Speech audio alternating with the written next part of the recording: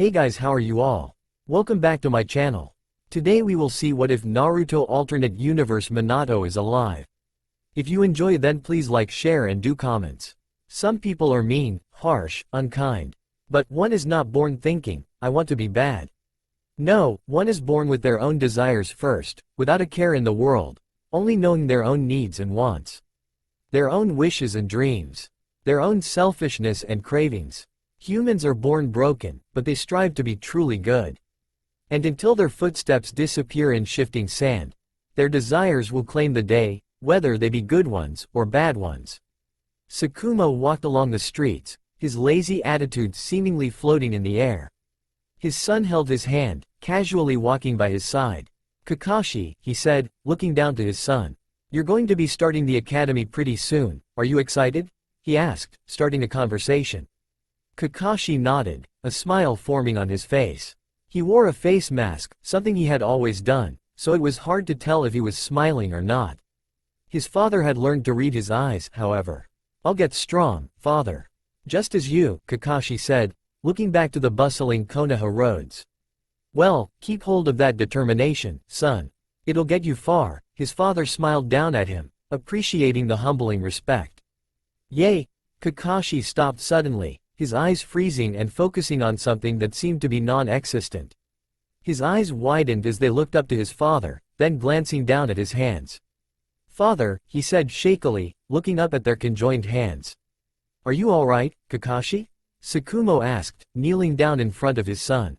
Kakashi? Kakashi's eyes began to tear up, his lip trembling under his mask. He stuttered, without any further mumbles, he reached out and clung to his father's chest. His hands gripped his shirt, his forehead leaned to his heartbeat. Tsukumo just stayed there, giving a loving smile as he placed his chin on the top of his son's head. It's okay, Kakashi. Kakashi soon pulled away, wiping his eyes with his arm and gave a grin. Finally he thought, taking a deep breath and clinging to his father's hand once more. Unlike what he thought, Kakashi remembered everything that happened. He's lived this life and his past life. He remembered it all. His smile never faded that day, he had finally awakened. Kakashi, you just think you're better than everyone. Obito challenged, leaning into Kakashi's face. It was their last day at the academy and the rivalry between them was simply fate. Obito began to scrunch up his face, and in a small voice pronounced, "Oh look at me. I'm Kakashi and I'm just so talented." Kakashi just shrugged. Your words not mine, he said. I'm glad you think so highly of me, Obito-kun, he teased his friend. The Hyper Uchiha recoiled and waved his hands in the air. Gah, Kakashi, you perv. He just shrugged again in response and looked up as the teacher entered the classroom. Shush up chatterbox and listen to the teacher. Kakashi pushed his friend's face out of his way and sat down. Obito, with much reluctance, backed off and sat down behind him. Peeved, whatever, he grumbled. Okay class, settle down. I know you're excited about graduating, but you've got to sit still for one day more. The teacher stood in front of the class. He wore a blue bandana around his neck and his ninja headband across his left arm. Now please, be seated. Everyone else who was standing sat down and waited patiently. Though, one thought was going through all their heads. Ninja, since you all have graduated yesterday, I'll be announcing teams. We'll go from team 1 to 10. Further instructions will be announced when the teams are organized. No arguments either, you've been selected by the Hokage himself, he said. Team 1 will consist of Might Guy, Saritobi Asuma, and Yuhi Kurenai. Team 2 will be Hitaki Kakashi, Nohara Rin, and Obito Uchiha. Team 3 will be Kakashi drained out the rest of the words and gave a crooked grin to Obito, though with his mask on, he doubted Obito would notice it. And the fact he was only staring at Rin was a large part. Of course he'd be staring at her, he thought with another smile. He was getting soft, but technically, he was a 50-year-old man in a 12-year-old's body. And that was about the last time he'd ever think about that. With a shudder, Kakashi noted that everyone had already gotten up and left the classroom, waiting for their own sensei. Had Kakashi not come from the future and not lived this moment before, he would have no idea what just happened, but luckily he did. And that way Obito would still think he actually listened to the lesson. Like he should have. Wait, where's everyone? Obito asked, standing up and glancing around the class. Kakashi gave an incoherent chuckle. Well, if you hadn't been staring at Rin your whole life, maybe you'd actually know. We're meeting Sensei here, Obito, Kakashi stated matter-of-factly. Rin nodded, a faint blush on her cheeks. Kakashi's right, Obito. Weren't you listening? She asked. Mumbling, Obito scratched his head and sat down again. I'm so sorry I'm late, this usually never happens, a voice sounded from the doorway. This instantly brought a full-out grin on Kakashi's face, but he quickly hid it. He couldn't let any misconstrued things get tossed about with his attitude. A tall blonde stepped into the classroom. I'm Minato Namikaze, Team 2's squad leader. It had been years, 8 years in fact, since Kakashi had awakened. He was an Anbu member, Obito was Jonin, Rin worked at the hospital, Minato was Hokage. Everything was lined up, as was everything lined up for tonight. The night the Kyuubi would attack. The night that Kakashi would have to tell Minato and his team about his past. Before this life, it wasn't something he stressed with. After Rin and Obito's death, in the old times, he learned to live in the moment rather than be caught up in it. But now that the day is actually here, he couldn't help but constantly get an uneasy feeling in his gut. What on earth was he going to say?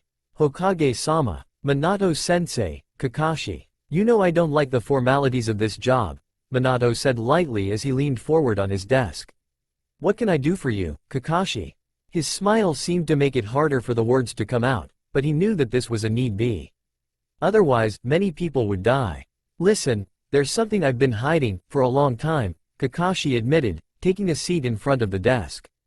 He put his hands in his pockets and nervously played with the lint inside. This won't make any sense, but I need to say it. Otherwise, many people will die tonight. Kakashi saw Minato's attention suddenly zapped to a full 100%. Who's in danger? He asked. Is it the Uchiha clan? No, nothing to do with the Uchiha clan. Well, yes and no, I mean, it's a long story. Kakashi took a long breath. I'm from the future. Suddenly Minato's face dropped to a placid expression, but Kakashi continued anyway. If his sensei thought he was crazy, he might as well hear him out. Where I come from, it's a much different place. My father died on mission suicide because he had chosen his teammates over the ninja code. The entire Anbu Corps thought of him as a disgrace, leading him to his fateful demise. Again, a deep breath was drew by the Hitaki. I was drove into a dark time. I was constantly focused on the rules, never sacrificing anything for teamwork, because it showed a weakness in my father's life. It wasn't long after that, did Obito and Rin get on the same team as me, with you as our sensei. With our problems aside, we all had our bonds, but my own rule-following attitude stuck with me until I had to pay the ultimate price. Minato looked almost stoic, but Kakashi knew he was listening. I had to watch Obito die, right in front of me. And all because he pushed me out of the way, he saved me, and I never was able to repay him. A silent tear rolled down Kakashi's eye. He gave me his Sharingan as a parting gift, I was to be his eyes. So Rin removed his left eye and placed it in my own. I had gotten my own eye ripped apart from an earlier battle that day, so it was a necessity and I was honored to take it. Obito's death had a great effect on me, leading me into different paths and harder turns than I was originally willing to face. I killed Rin. I killed her, not because of hate, and not because she was an enemy. She had been turned into a Jinchuriku and lost control, almost obliterating the entire Leaf Village. I had no choice, another tear fell. But Obito never died. Minato shifted in his chair, sitting up straighter. Obito was taken by Madara, as I'm sure you know of him, and he used Obito to get revenge on the Leaf. Obito somehow watched me kill Rin. He watched me and never forgave me, until after the war. Obito became the new Madara, until Madara himself decided to come out of hiding and make his move. The Leaf Village united with the other nations and together we fought the war. The Great Ninja War. But set that aside, there are more important things I need to say. Kakashi leaned towards his sensei, his eyes completely serious. Your son is in danger, as is Kushina and the rest of the Leaf. Obito came and took the Kyuubi from Kushina. After the birth, the seal was weakened, so it was easy to take her over. When the 9 tails was taken from her, Obito used it to destroy the Leaf. It would have worked, had you not saved the village. But not without a price. You sacrificed both your life, and Kushina's life to save your sons. You sealed the fox into him and then passed as heroes of the leaf. Kakashi stood up, looking out the window. The attack happens tonight. There was silence for a while. My son. So it is a boy. Minato gave a smile, but it vanished as he calculated what was actually happening. Why didn't you tell me earlier? The harshness in his voice was something Kakashi didn't hear very often. It wouldn't have done any good, Kakashi mumbled. If I said anything earlier, you'd only worry about it now. Besides, I've already come up with the plan if Madara actually makes his move. You mean there's a chance he may not? Minato asked, hopeful, but without jumping to conclusions. Kakashi nodded. It was Obito who attacked the village, not Madara. But I'm sure Madara found another life to use, who knows what could happen. Minato nodded. What is your plan then? If we know he's coming, we have an advantage. And without the Rinnegan he shouldn't be as powerful. Kakashi looked and met his sensei's eyes. The Rinnegan, that war must have been brutal. Yeah, but nothing a hero couldn't fix, never mind that though. That isn't my story to tell. Listen, Minato-sensei, you must have Kushina protected at all costs. I'll be helping you guard her tonight. Tonight? She has the baby tonight. Minato's hands suddenly shake. Kakashi sighed. Well, that's why her seal was weakened, sensei. But let's keep our heads straight. Right, I can keep anyone from coming inside, and Obito can help me. I'm not telling either of them of this. It'll only make them worried, or regretful. I don't want to burden them with my old life, Kakashi said. Minato nodded, of course. Once he's born, you can use your technique to teleport them to your house where we'll guard them further. We'll have the entire Anbu at the house. Without your child, sensei, this world will go into a lot of chaos. Minato grows silent for a minute. He comes with you, he said. My son travels back with you. Minato looks into his student's eyes. Kakashi turns away. I'm afraid I can't say. But I'm sure you'll know who came with me in time. Respectfully, Minato nodded and stood up. Let's get this all planned out then, shall we? It had been hours. Hours and hours, but nothing's happened. Kushina's in the hospital under surveillance and everything seems to be going smoothly. Besides the normal chaos of birthing a child, everything seems okay. What are we doing this for, Kakashi? Obito asked, shoving his hands into his pockets. I cancelled my date, he pouted. Kakashi rolled his eyes. We had reason to believe someone was going to extract the Kyuubi from Kushina. We've gone over this, Obito. I know, Obito looked over at his teammate. I trust you, Kakashi. And with that, Kakashi gave a warm smile to his teammate and suddenly, a loud cry was heard. Kakashi froze and became stiff, ready for anything to happen. But nothing did. Inside the hospital room, Minato leaned by his love and looked at his son. Blonde hair, whisker marks, bright blue eyes. He was amazing, beautiful. Welcome to the world, Naruto, Kushina whispered, kissing her son's forehead. You're safe here. In a cave, outside the leaf, sat a shaded figure. I know what you've done, Kakashi. I may not make my move now, but the time will come and I will get revenge. There's something about silence that's threatening. As if the unknown is eating your very soul. It's not just the nothingness, there can never be nothingness, but the norm that people begin to adapt when there's silence. The hope they form, the dreams they put to action. It's a great time, one for celebration and joyousness. But if one knows better, they know it doesn't last. And thus, the silence creeps further into their head. The sun was high in the sky, clear skies, a bit of breeze. Honestly, the weather was absolutely awesome. Perfect, beautiful. Obito enjoyed these days. He enjoyed thinking of what has happened during his life. What he's accomplished, what he dreams of for further days ahead. Thinking is man's true friend. Yet, it can still destroy them. Obito knew this, so he thought of happy times, not living in the past. His life as a shinobi wasn't all that tough. And at times, Kakashi seemed like his guardian angel. When they were genin, he was able to say something as if he knew it would happen. Minato used to question him about it, but Kakashi simply said it was instinct. Whatever that meant, Obito just liked to go with the flow of things. Of course, he had his own ways of getting there, but he got there all the same. Obito. Obito turned around to see Rin running over to him, a smile playing on her lips. What's up, Rin? He grinned, slightly tilting his head. Rin handing him a piece of paper. Kushina gave me that earlier this morning. It's an invitation to Naruto's first birthday party. She smiled again, walking alongside the Uchiha. Well then, I hope you don't mind being my date to this party, Obito said with fake gusto. He held his arm out, letting her take it in her hands. I don't know, she said, playfully tapping her chin. I had my eyes on another guy. Obito just furrowed his brows. Then he'll have to go through me. Now won't he? He said, pulling her closer to him. Rin giggled, leaning her head on his upper arm. I suppose I can be your date. Suppose? Obito repeated, kissing the top of her head. Clearly I've got some competition out there, he said. They continued to playfully walk throughout the town, enjoying the peacefulness of the sky. Just one more step, Naruto. Kushina held Naruto's fisted hands as he wobbly moved his foot on the carpet. His leg shot forward and his toe would point, searching for the ground below him.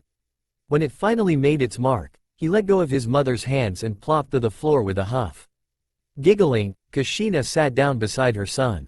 You think you're tired? Think of having to run around the house after you've made a mess, Kushina teased, poking his nose in which he promptly scrunched and moved his head away.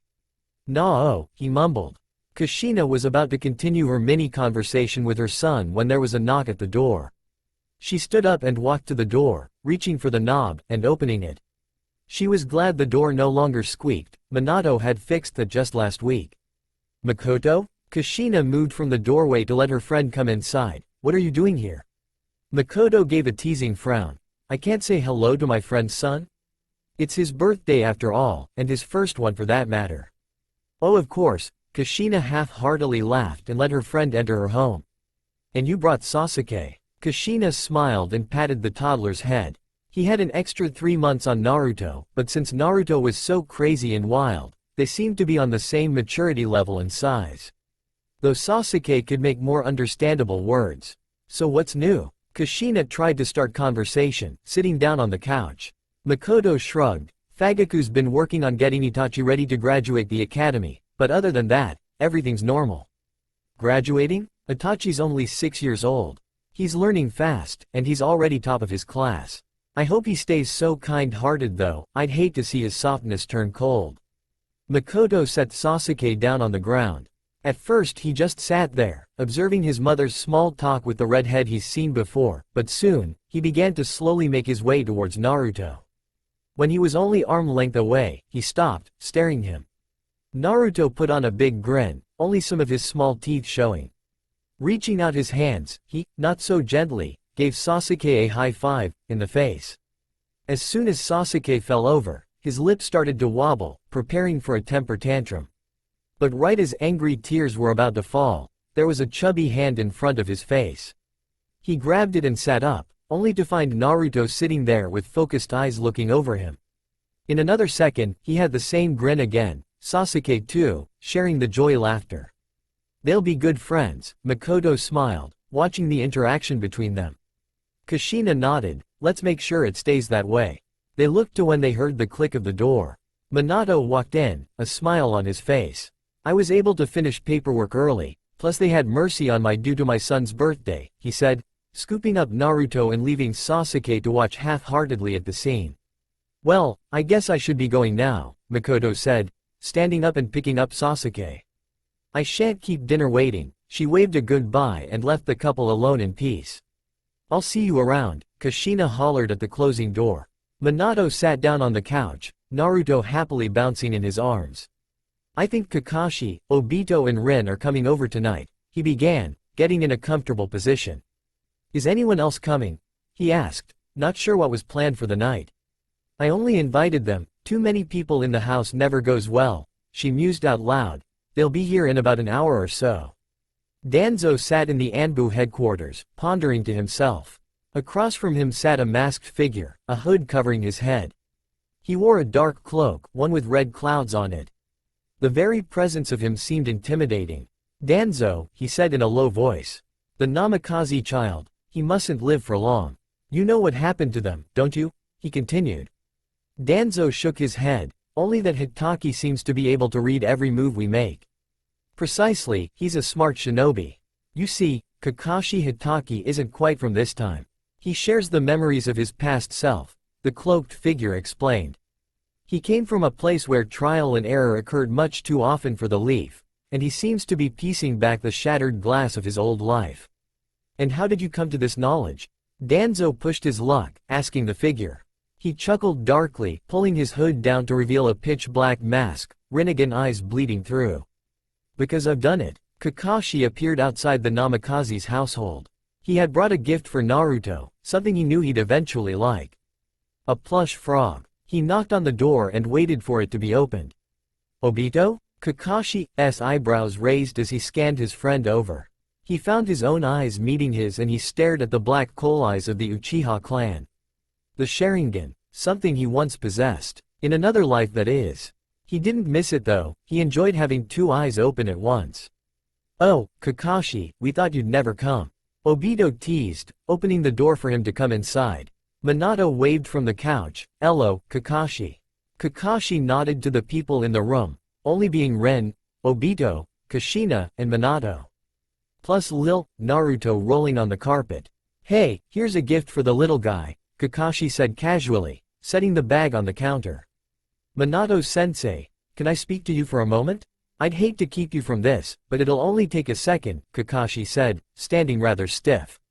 Minato, without much reluctance, got up and led Kakashi down the hall where they could talk, leaving Ren, Obito, and Kushina alone in the room to continue the conversation. "What is it, Kakashi?" Minato asked, knowing it must be important if he would ask to talk to him. Kakashi fumbled his hands in his pockets until he finally let the words spill out. "Your son, he traveled with me. So I thought correctly that day?"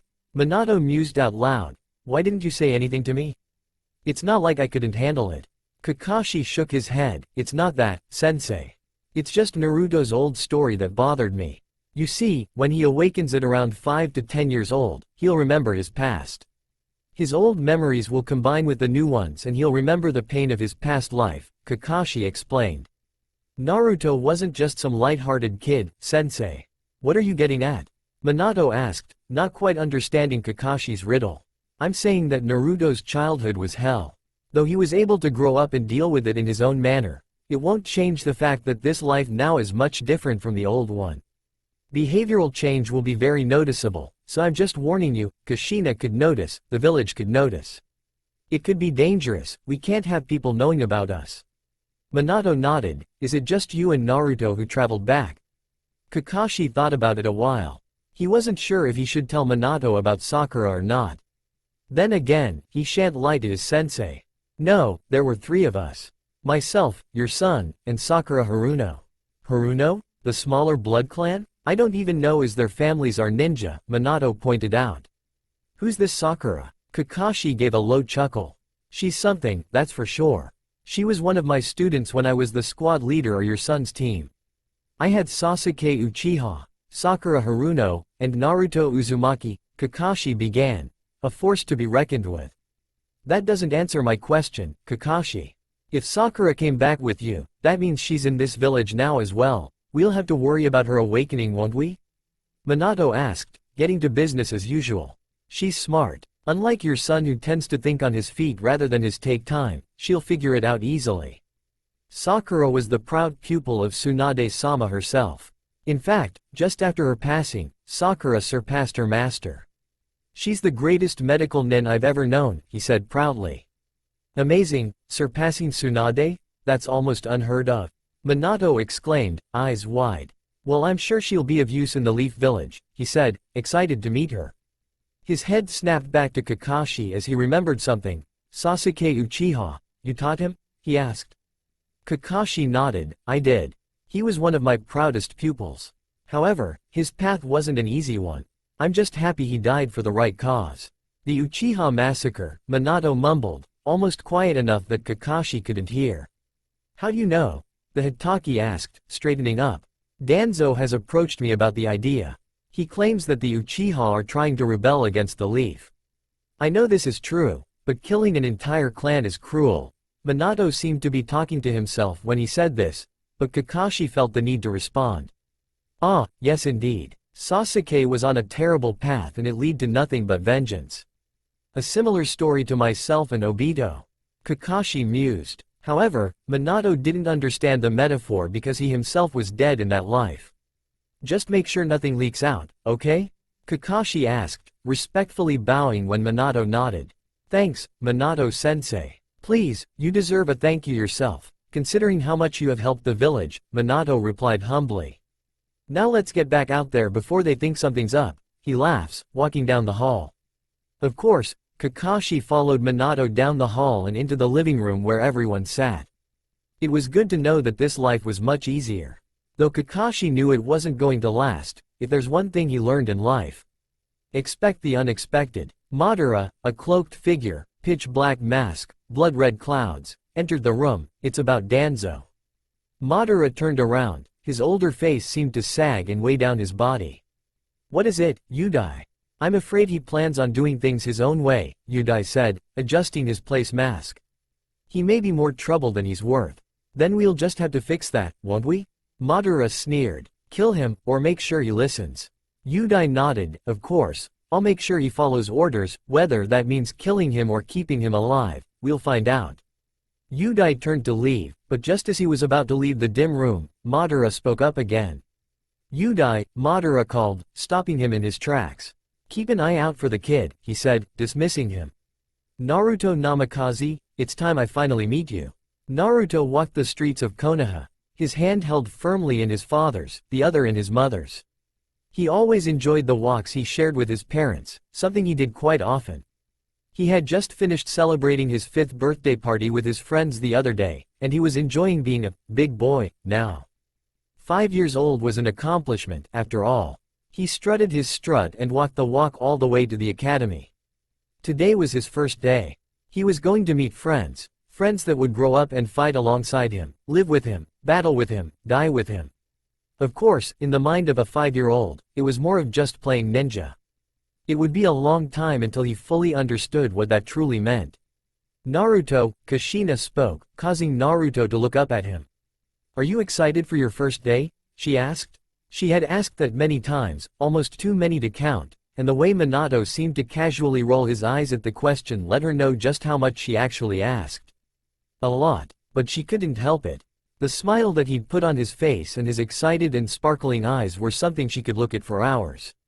Naruto nodded enthusiastically, still open to sharing how excited he was.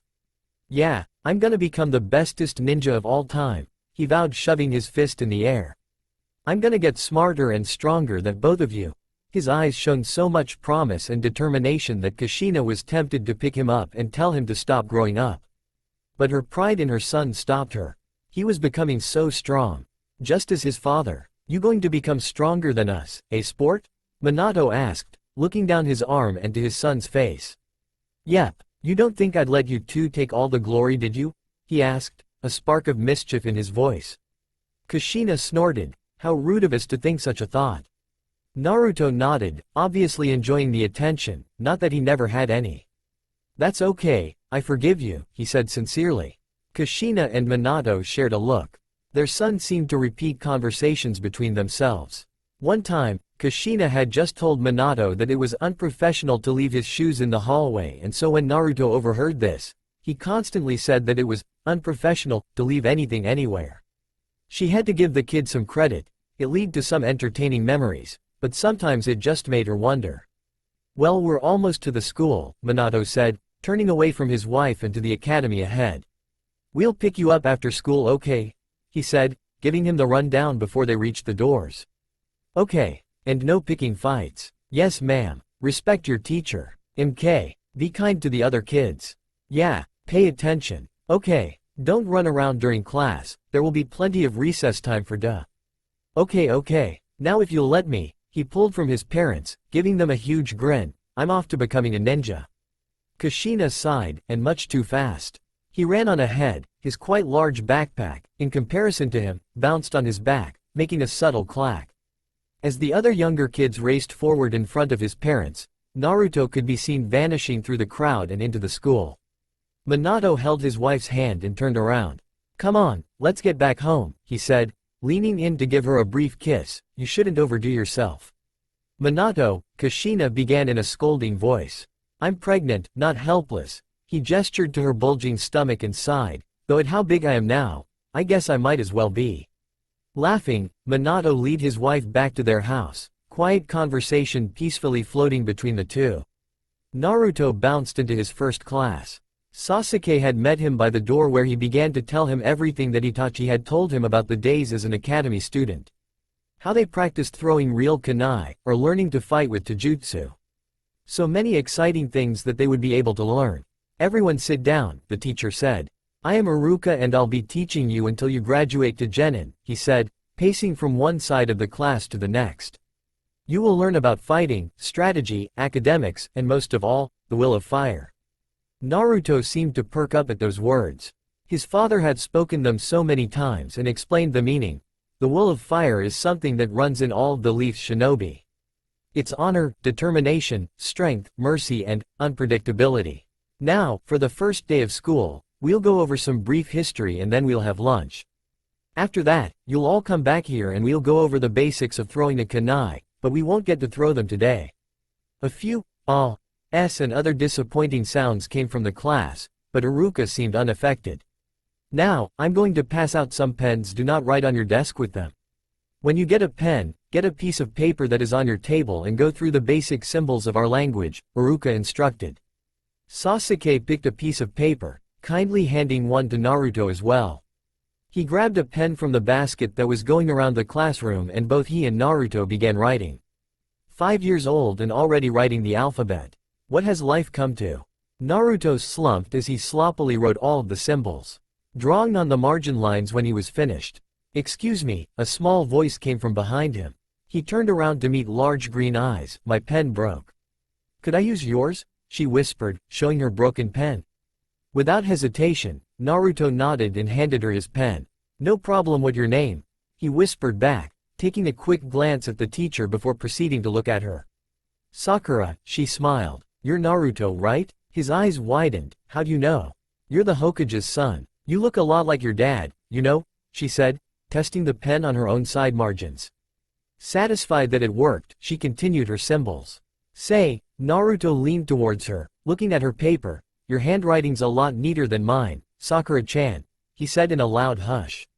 Other had began to talk with others, so he didn't feel the need to be sly. She blushed, but it disappeared so fast, Naruto wondered if he saw wrong. I guess I just write a lot. Naruto nodded, grinning to himself as he turned back around, grabbing Sasuke's attention. Sasuke, he said, successful in getting his friend's eye contact. This is Sakura-chan, he said, motioning to the pink-haired girl who sat behind him. Sakura-chan, this is Sasuke, he nodded. Sakura smiled, her blush seemingly appearing again when meeting Sasuke's eyes, but again, it went away in a blink of an eye. It's good to meet you, Naruto. Sasuke. Everyone quiet down. Iruka hushed the class. Now everyone gather here on this mat, he said, gesturing to the multicolored mat that laid on the floor. In a few moments, everyone had sat by their friends and looked intently at Iruka. Let's go over simple spelling. Anyone know how to spell red? He asked, a few hands raised. Red, one said when called. Good, Iruka smiled. Now how about yellow? This is a harder one. The day went on as such, learning simple things and getting used to the school schedule. Naruto, only being 5, found that some things were difficult. Like finding a seat without stealing someone else's. Or getting food and not getting a few snacks snatched from you. The academics came quite easy to him. His mom was strict in learning and getting things learned because she knew how much it would help him. Of course, Naruto thought it was just another way for her to torture him. He could pull off an A, but he didn't enjoy it. If he had the choice, he'd probably drop out. And it was only his first day. But this was the path to take to become a ninja. And a ninja he would become. The bell rang and Naruto slumped out of his chai and made his way to the door. Finally, school was out for the day. He could actually do something. Naruto, a voice called, he immediately recognized it. Hey, Sakura-chan, he turned around and grinned. He watched her intently as her eyes widened and an unrecognizable fog came into her eyes. It was as if she was somewhere else, but as quickly as it happened, she blinked and shook her head. Never mind. I'll see you tomorrow, Naruto, she called, giving him a smile and turning to run out the school doors. Scratching the back of his head, Naruto seemingly shrugged it off for another time. Girls were weird. His mother was proof enough for that. How was your first day of school? Kushina asked, leaning down and getting eye level with her son. They were just outside the schoolyard and other parents and kids were brushing by, talking about their first day of school. Good, I guess. Naruto shrugged. It was a little boring. Oh, why is that? Kushina's eyebrows raised. Minato, who was standing behind her, decided to join the conversation. You didn't do anything? He asked, wondering if the academy was getting soft. Naruto rolled his eyes and put his hands lazily behind his head. Worse, he muttered. We had to do work. His face was almost picture perfect to his mother's at this moment. Both had puckered lips and sour faces. As soon as Kushina shook her face off, she quickly scolded her son. Well, that's what school is, Naruto. You need to learn things to become a ninja, she said wisely. Naruto just nodded. There was one good thing, well, there were a couple, but I really enjoyed this moment, he said, waiting for his parents to prompt him to continue. With interested nods, they urged him to talk. I met this girl named Sakura-chan. She's nice and super smart. She has like the best handwriting I've ever seen, he said, moving his arms about to exaggerate his point. Minato almost froze. Sakura, you said? He asked, remembering the name Kakashi spoke all those years ago. Naruto nodded. Uh-huh. Kushina deadpanned. My baby boy is only 5. He can't think about girls yet. She dramatized. Naruto recoiled from his mother. Ew. No, never in a million years. I don't like girls, he said, running off into the roads of Konoha with a laughing Kushina and Minato at his feet. Life was good, truly it was. Naruto, your days at the academy will begin to get a little bit more exciting, don't worry. I'll be sure to give you quite the thrill. A shadowed figure stepped back into the doors of the academy, an evil aura following him. It was strange for her, this new place combined with the memories of her past life. She knew everything about here, and there wasn't anything wrong about it. Ino and her hadn't become best friends yet, so nothing to fear except getting to know her. Her friends she did have seemed pretty legit, and Naruto seemed to have touched base with her the other day at school. He didn't have his memories though, she was a completely new person to him. And the best part about this new life, she didn't necessarily fan over Sasuke yet, 'cause she's only 5 or 6 years old. Yeah, how old was she exactly? Normally her medical training could tell her age, but it was on an estimate. Was her birthday even the same day? She smiled at the brief memory of Naruto. She was glad that her team came with her. She would miss some memories with Ino and her parents, maybe with others as well, but the memories with Naruto were irreplaceable. With much of her heart, she would say that many of Naruto and her memories were her life. Brushing the thought aside, she waved goodbye to her parents and shot out of the classroom doors. What did kids learn in kindergarten? Colors? Simple ninja things? Well, at least she won't have to listen in class. This is all elementary stuff, though Naruto would probably need it. She giggled at her joke, though it probably was true, and entered the classroom where a few students were sitting, others standing, some talking. For the first time in forever, things were actually normal. Sakura-chan, even that. Sakura turned around, even though she knew who it was. Just because she knew, didn't mean that she should just be her old self again. She needed to make a slow change, subtle, after all, she was 5. That meant she needed to act like a 5-year-old. What a joy. Hey, Naruto. She smiled and gave a wave. Good enough. Hi, where are you sitting, Sakura-chan? He asked eagerly. Shrugging, she pointed to the seats, probably over there somewhere, she teased. She walked over and found a spot, ignoring Naruto's whines and protest of being unspecific. It was good to see Naruto happy. It had been a while since he'd had a real smile. Or, it had been in her old memories. Sasuke's death seemed to hit both of them hard, but now Sasuke's alive. Naruto has his parents, and hopefully the Uchiha massacre won't happen. But if it does, it only means that they'll have to work harder at helping Sasuke. She's no longer a weakling. She's Haruno Sakura, Iruka called. Present, she squeaked, still not used to her tiny voice. Sakura began to think, just what has changed? If Lord Fourth was still alive and kicking, then that means that the third won't be killed on the invasion from the sand. In fact, the invasion from the sand won't even happen, or most likely. And that means that Gaara won't be Case Cage. Damn, she cursed. Gaara not being Case Cage, that means we won't have an alliance with the sand. Everything between him and Naruto will be ruined. Suddenly, a small hope inside her chest swelled and brought a smile to her face. Not if Naruto can help it. Psst, Sakura heard Naruto whisper. Though it wasn't directed towards her, she still listened. Sasuke, how about we spar after school? Sasuke gave a huff. You probably can't even hold a kunai, he teased with a small smile, but sure, why not?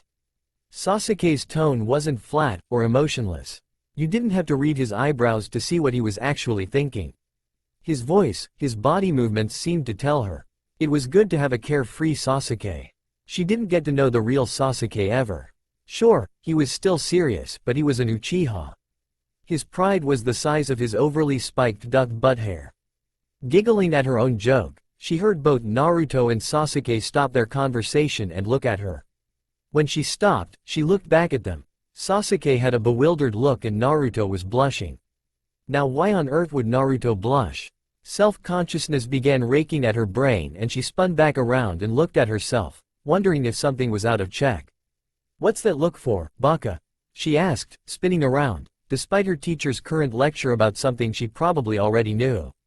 Naruto whipped his head to the side, mumbling something incoherent. Sasuke glanced sideways at him with a knowing smirk playing on his lips. He leaned down to Sakura, still keeping his eyes on Naruto. Seems Dobi here actually likes a girl, he whispered, just loud enough for Naruto to hear. Hey, Sasuke Uteme, I'll punch you good for that one.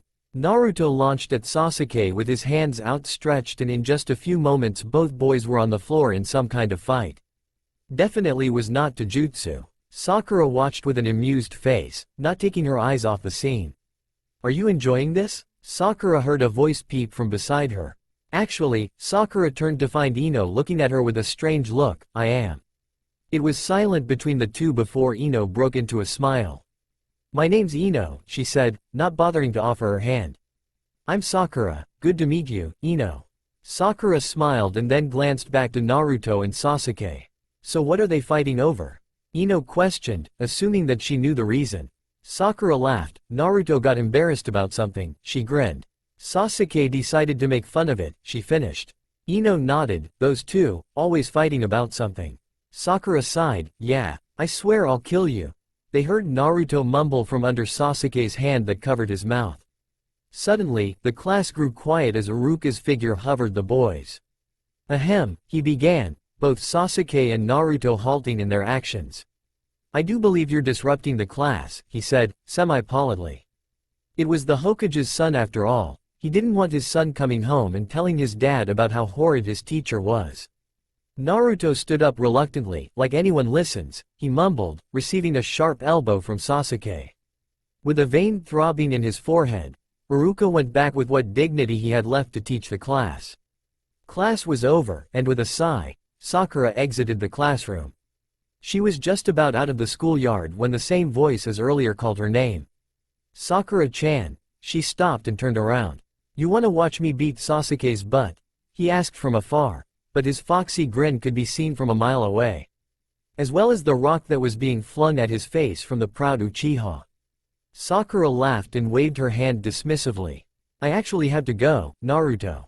I'm sure you'll whoop Sasuke good though, she said sarcastically, though Naruto didn't seem to catch it. Instead he fist-pumped and began to brag about something to Sasuke. She almost forgot that his mind was still 5. She began to go to the marmoreal stone where her sensei used to always sit. She wondered briefly if he would be there, since Obito and Rin weren't actually dead. She shrugged and decided to run anyway, finding her body getting tired and more exhausted quicker. When she could see the marmoreal stone in sight, she slowed down and began walking the rest of the way. Again, a voice stopped her. And what are you doing out here by yourself? Shouldn't you be in school? The calm voice asked. Sakura turned around and saw her sensei, young and still nose-deep in the trash he called literature. Still reading I see, Sakura said, her eyebrows raised, unamused. Kakashi glanced up at her, his eyes squinting. Yes, it seems I read a lot, he said casually. Peeved, Sakura rolled her eyes. Not, seems. It's a fact, Kakashi. Quite the tongue you've got for a 5-year-old, he chastised, a playful smile on his face. It's good to see you so soon. Sakura. She nodded with a smile of her own. Yeah. I'm surprised I awakened as fast as I did. It doesn't make sense. Why did I remember so quickly? Kakashi shrugged. My best guess would be that something or someone triggered it. Sakura thought about that for a moment. Triggered it? She asked herself quietly. No understanding what would. Life was pretty normal around here, though she found it funny that it triggered her first day of school. What would trigger it? Well, as much as I'd like to stay and chat, Sakura. I'm pretty sure it'd be strange if I randomly was talking to you while I wait for my teammates to get here, Kakashi said casually. Sakura shot up and waved, sorry sensei. Stop calling me that. Kakashi watched her walk off when he felt eyes on him. Hello Obito, he said, turning around to meet Obito's amused face. So you're a pedophile now, eh Kakashi? He teased. Kakashi practically fell over. No, he said coolly. Sure, you just so happened to meet a young 5-year-old by the memorial stone when she's supposed to be in school. Actually it just got out, Kakashi corrected. Wouldn't you know, Obito said suggestively. Laughter could be heard from afar as Rin approached the clearing. Obito, she half scolded, stop teasing Kakashi. Why should I? He teases me, he protested as if a child, despite his age. Kakashi gave him a look, I thought you enjoyed the teasing. Of course I don't. That's not what you said last night. I swear Kakashi, I'll have your head. Rin could only watch as the childish banter went on. These were somehow her teammates and the 4th Hokage's students. She sighed and took out the mission scroll, looking over it while they continued, whatever it was they did. Kushina was in the living room, talking with Naruto about his day. He always seemed to love talking about his day. It was the first thing he'd do when he'd get home. And then guess what, he said, pausing in between his storytelling. What? No. Guess, Naruto pressured, a grin across his face. Kushina took a deep breath thinking about what her son was talking about moments ago. He was fighting Sasuke, apparently winning too, and claimed victory within the entire village. You became the village hero? She asked, hoping she was following her son's imagination. He rapidly shook his head, no. That's later Mom, you ruined it. After I beat Sasuke I get Sakura-chan to play with me, he said, pumping his fist into his chest. He flashed a foxy grin, then I become the hero of the village. Kushina sighed, my bad, she said, struggling to get up. How about a snack? You want a snack? She asked, glancing behind her as she made her way to the kitchen. She could hear Naruto make a noise in the other room. You're always hungry, he teased, hopping onto the stool at their counter. Kushina gave him a look that instantly shut him up. Well I am eating for two you know, she said, resting one arm on her swollen stomach. She continued to rummage through the cupboards and get some things out for a snack. Cheese and crackers sounded nice. The door was heard as it clicked and opened, revealing a sighing Minato. Setting his things on the table by the door, he made his way to the kitchen, watching his family sit at the counter. Here, let me help you, Kushina. His smile that he wore was genuine, so she didn't have any trouble letting him help. A loud crack was heard in the kitchen as Kushina dropped a plate, grabbing the counter quickly, as if about to fall. She closed her eyes tightly, trying to focus on getting the pain to go away. Her knuckles turned white and her jaw clenched. Minato rushed over, his hands on her shoulders, rubbing gently. Kushina, are you alright? He asked, trying to look at her face. She shook her head, no, she gasped, looking up at him once the intense wave was gone. The baby's coming. Why is it that the one time a mind freezes is in a time of conflict? Why not it freeze when people try to sleep, to relax? But no, it tends to run even faster when you sit down and let yourself think. Think of possibilities, or happenings, of memories. But then as soon as something flashes and comes right at you, you freeze, you can't do a thing, your body just doesn't want to move. And that's why Minato tried his best to not let himself be surprised. But there are always exceptions. Minato. Dad. Minato shook his head, right, he nodded, grabbing his wife's wrist. We need to go to the hospital. Use your damn jutsu, Minato baka. Kushina cursed, yanking her arm back only to wince at another contraction. Minato again looked at her strangely. It wasn't until he felt a tug on his pants did he look down to see Naruto handing him a 3-pronged kunai. Right, that jutsu. High, he stuttered, making a seal and concentrating on the kunai he had put in the office. Then, in a flash, they disappeared. The kunai Naruto held fell limply to the ground with a ringing clink and the house fell silent. But the hospital was erupting in chaos. Minato rushed to nurse after nurse, Naruto rushing behind him. Normally, Minato was calm, collected, strong. But many times he was quite a pansy in matters such as this. Of course, it wasn't every day that your wife had a child, and Naruto's birth wasn't an easy one. There were many complications with seals and the Kyuubi. The Kyuubi. Minato's eyes widened. The Kyuubi wouldn't try and escape, would it? There's no way, not again. It was the masked man who wanted to screw it all up. Kyuubi wouldn't escape. It couldn't. Minato rushed to another nurse, asking for anything about Kushina. She simply shook her head and rushed to another room. Minato stopped short of asking again and turned around. Relax, alright? His eyes widened and a faint smile broke out on his face. Jiraiya-sensei, what are you doing in the village? Jiraiya chuckled and folded his arms. Well, I came by to see how the fourth Hokage and his family was doing. Little did I know the family was growing. He lifted a brow. Kushina's in the delivery room? Yeah, Minato breathed. He felt a tug at his shirt, and looked down to see Naruto. Who's the old man? Naruto asked bluntly, looking strangely at Jiraiya. Something behind his eyes clicked, but he blinked and it was gone. Jiraiya's face fell, looking overly stoic at Naruto. He's got Kushina's manners, he said blatantly. Minato laughed nervously. We're working on that, he said. He seems to think he can speak whatever pops into his head.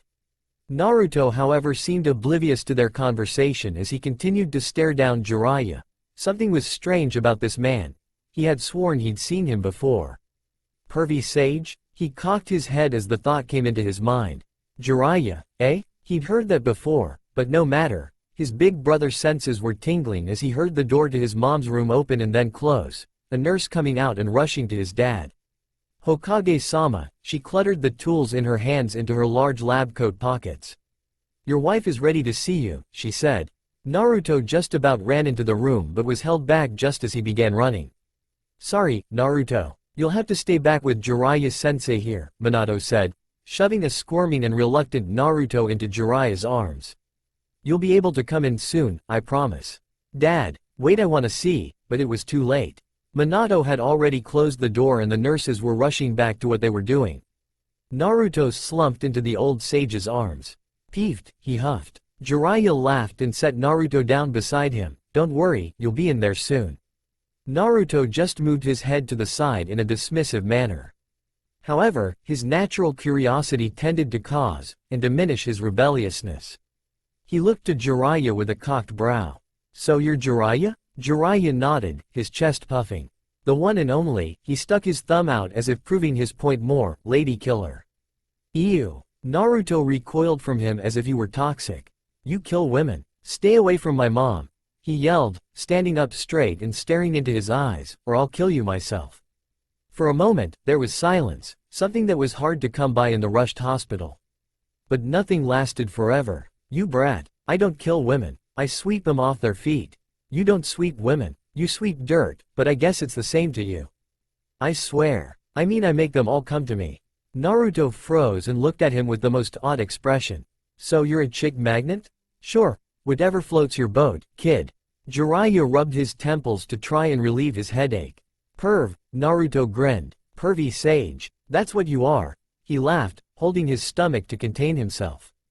Jiraiya, under normal circumstances, would have hit the brat. However, being he was in a hospital and he was the Hokage's son, screw it. They were in a hospital, he'd get healed. Ow. Naruto held his head in pain. What the heck, pervy sage? What did I do? Jiraiya crossed his arms and huffed. Learn some manners, kid. Jiraiya-sama. Kakashi greeted as he, Obito and Rin entered the hospital waiting room. I see you ran into Naruto, he said, looking at the scene before him. Naruto was crouched and holding his head as Jiraiya looked at him with his arms crossed, a satisfied smirk on his face. Hey, Kakashi. Obito, Rin, how have you guys been? Jiraiya said, being conversational. Naruto flicked his head up when he heard the names. Obito, he yelled, running over and hiding behind the carefree Uchiha's back. You know this perv? He asked, looking up at him, but taking a few glances back at the sage. Kakashi full out grinned and Rin laughed at what Naruto said. Obito just seemed to stare in awe at the blonde behind him. You, Naruto, are a genius.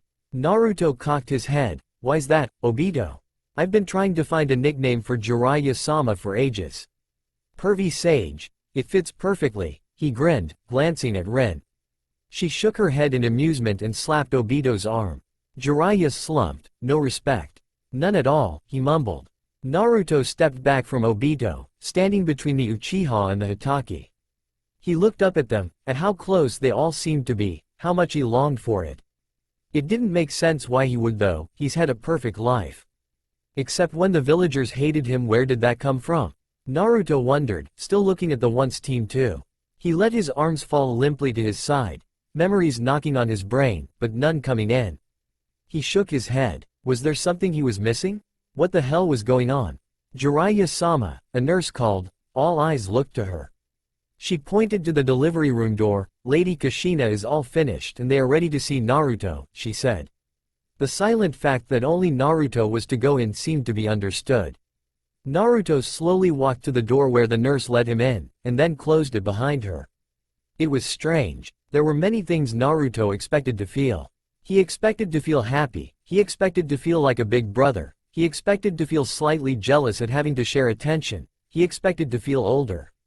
But none of those expectations occurred. Instead, he felt joyous, he felt responsible, he felt gracious, and he felt as if all of the world suddenly crashed into his mind.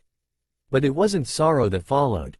It was relief. True, clinging relief. Suddenly, what he wanted didn't matter. He saw his family in front of him and wanted nothing else. Family was what got him where he is now, and family is where he'll always be. No matter where or when. Always. Mom, Dad, he whispered, approaching the hospital bed his father sat on and his mother rested on. He climbed onto the bed, careful not to disturb the baby in his mother's arms, and he watched with observant eyes. He didn't ever want to look away. This is your little sister, Naruto. Kushina breathed, kissing Naruto's head, and then the little one's. Her name is Emi, she smiled. Emi Uzumaki Namikaze. Naruto watched as it seemed sparks erupt from his sister, fluttering into his stomach and making his face break out into a huge grin. It was uncontrollable, strange, completely new. Now, he had someone to protect. With his life. Emi, he looked at her. Oh, she's got your red hair, Mom, he said. Suddenly, the child's eyes opened and looked around, falling place when she met Naruto's blue eyes. Naruto? Part of him wanted to jump back when he heard the voice. It didn't come from his sister, but from where? Naruto? He tried not to react, continuing to stare into his little sister's eyes. He reached out his hand and touched her head, gently, as if glass. And right as his fingers swept her heated head and thin red hair, he froze. Eyes fogged, ears ringing, body paralyzed. Naruto, come back, remember? He shot up and off the hospital bed, staring at the complicated pattern in the ceiling. His eyes drooped and his hands felt cool on the hospital floor. But as soon as he fell, he got back up, staring at his parents who were staring at him. Naruto? Minato asked, looking strangely, yet expectantly at his son. Kushina looked on tiredly, as if expecting something like that.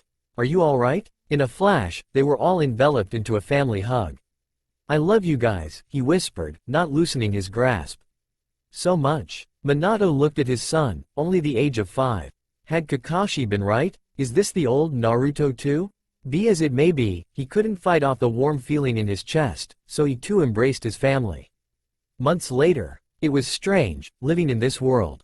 Every day he thought about it. Every day he woke up, thinking it was only a dream, and he never wanted to wake up. This world was hopeful, full of family, full of friends, and since he has his memories, regaining his skills won't be too hard. He's suffered enough as it is, so his experience was abundant. The only problem was, things would alter. He and Sakura had talked about it one day. He had said how much would alter, how things would change, what had already changed. Sakura pointed out that Gaara may never be Kazekage unless he went on another rampage. But they didn't want to willingly destroy something. Was Gaara being Kazekage actually worth it? Maybe not, but making Gaara be him's actually self, that was. Kazekage aside, he wanted his friend. And the Uchiha massacre, that was another one. It's great that it won't happen, not with his father as Hokage, and Sasuke will fall on the right path. And without the curse mark, their team would stay together. But with their team staying together, that meant no Sai. And no Sai meant, well, it just meant no Sai. Some things would change in this world, but at least it was for the better. Naruto smiled as he entered his house. He had just gotten home from school. Normally his parents would pick him up, But today his dad had something and someone was coming over, so his mom had to stay at the house. "Hey, Mom, I'm home," he called. He actually had no idea who to expect when he came into the room. Jiraiya was back out on his missions, so it wasn't him. Plus he couldn't picture his mom and Jiraiya in the same room without his dad. "We're in the kitchen," she hollered back. He noticed. So there was someone else home. He walked into the kitchen to see only his mother cleaning dishes and his sitter on the floor, half wrapped in a blanket and half sprawled out, playing with her toys. Like normal, he walked to his sister and sat down across from her, snatching a toy from the ground and placing it back down, acting as if it were walking. "Well, haven't you grown up?" he heard a rasped voice say. He's heard it before, in fact the tone of it made him freeze. That voice. So you must be Naruto. He turned around, his eyes curious and his hands eager to reach out, but he didn't. He didn't know Tsunade yet in this world. "Hi," was all he said, a grin plastered on his face. He couldn't resist it. "Granny." Yep, worth it. The face the old hag made was worth it. He sure had missed the times he could tease her, especially since she died in the war. A shadow of regret passed by him, but it dissolved into the hopeful air. "I see he's got your tongue," Tsunade said, not glaring, but somewhat amused. Naruto heard his mother's laugh from the kitchen. "Yeah, can't really think through what he says. Hopefully Emi will be able to hold her tongue," she said, entering the kitchen with a plate of baked goods. Something Naruto never knew about his mother, she was actually an amazing cook. But he appreciated when anyone would cook for him. "But I have a feeling she's gotten more of Minato's traits, rather than my own," she said. "She's much more collected, even at 4 months. Naruto couldn't help but inwardly agree. He nodded to himself and then grabbed whatever smelled amazing on the plate, and dashed out of the front door. "I'm going to the park," he yelled. Kushina sighed, shaking her head. Placing the plate on the counter, she turned to Tsunade. "So what was it you wanted to talk to me about?" she asked. "It's about the Kyuubi," she said. "The Kyuubi?" Kushina's hand went to her stomach. "What about it?" Tsunade sighed. "I was sensing the chakra around the village. Something I normally do when I get here, and I was expecting to feel just your Kyuubi," she said. "But it seems Naruto has inherited it." "Inherited it? But the Kyuubi's just as strong as before, so how does he have the Kyuubi's chakra?" Kushina leaned against the counter. Her mind was spinning at what she had heard. "There are 2 Kyuubis. I don't know how, and I don't know why, but there is a Kyuubi sealed into your son. Many people could look at someone who's suffering and turn around. Just close their eyes and walk away, without a second thought. Not because they are full of hate, but simply because it's easy to do. However, someone who has trained their hearts to stop and help, is someone who is truly good. Sure, their instinct may have been to keep walking, but they have trained their hearts to want to be good. That is when someone's good. In that moment, there are many other things that can make someone good, may it be hard or easy, but it just depends on whether you are willing to stop, and do something." Kushina was someone who tended to do so. Her determination and stubbornness can be only a mask of her emotions that just want to let everything be heard. Something that Minato grew to love with utmost certainty. "Hokage-sama," a voice called from Minato's office door. He looked up, taking a breath, and sitting up. "Come in." His assistant walked in, papers in her arms. "Your wife has asked for your presence at home," she said. Minato raised his brows. Normally, Kushina wasn't one to wait, she would just walk right into his office and talk to him. Either it was very good, or very bad. He stood up, thanking Aki as he walked past her and began walking down the hall. Normally, he'd just flash there, but he was enjoying his thinking time in the office, so he took some time to think before flashing off. He was positive his son had awakened. Maybe Kushina noticed something off about him? But ever since Emi was born, he's been acting weird, so it wouldn't make sense for her to notice now. Maybe he said something that clued something they didn't know yet. Did he scare her? Was this even about Naruto? Was something wrong with him? Possibilities ran through his head like a wildfire on a dead field. He didn't notice that he was at his front door until it flung open. "Were you planning on standing out there all day, Minato?" Kushina asked, looking at him strangely. "Something bothering you?" Startled slightly, he gave a half-felt chuckle and pushed a hand behind his head. "Well, actually yeah, I thought something was wrong. You sorta sent Aki to tell me to come home," he said, hoping there was a mistake. He'd rather have a small waste in time than an actual crisis. Kushina's brow furrowed. "Yeah, I did." Then there was silence. "Well?" Minato asked, stepping inside to find everything normal. Relief flooded through him as he saw their daughter playfully smiling at him as he entered the room. Kushina sighed. Suad came over today, she began, getting Minato attention. She had said that she was sensing the chakra around the village, taking a seat at the table. She said that, as usual, she could feel the Kyuubi's chakra within myself, but she felt it somewhere else too.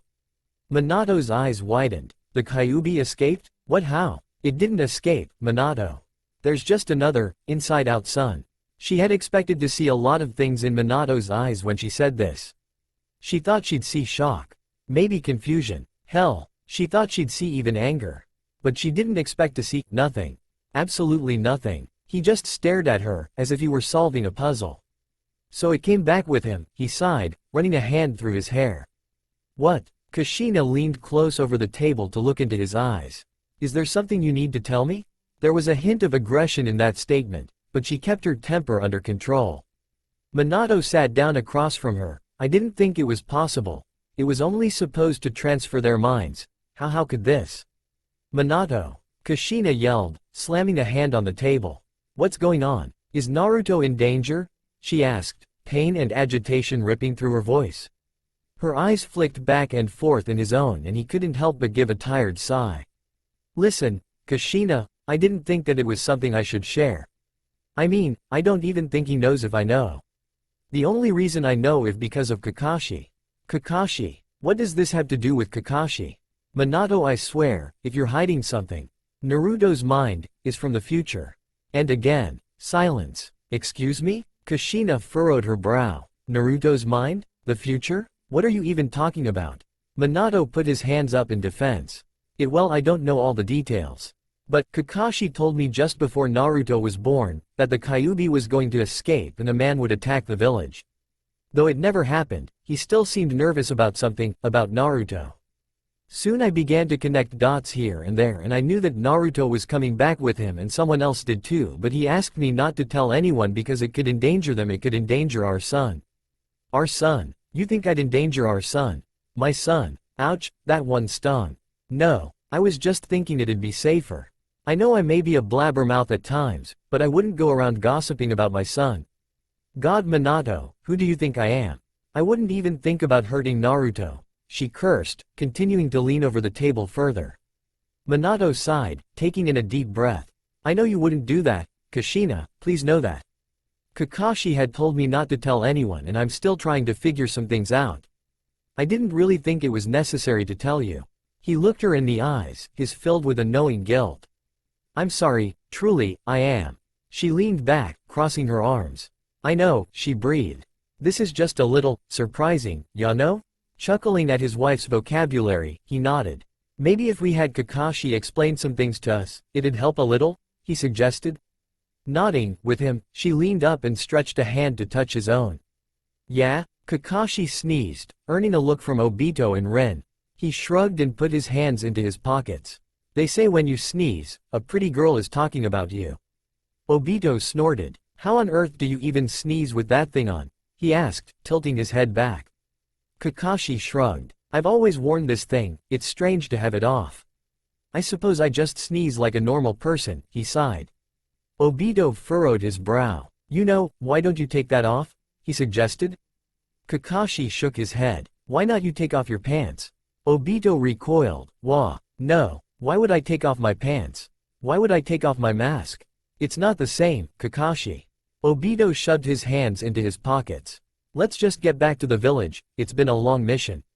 Kakashi nodded. Sure. Sakura sat on the bench of the park. She enjoyed watching other kids play, and if she felt like it, she'd play herself.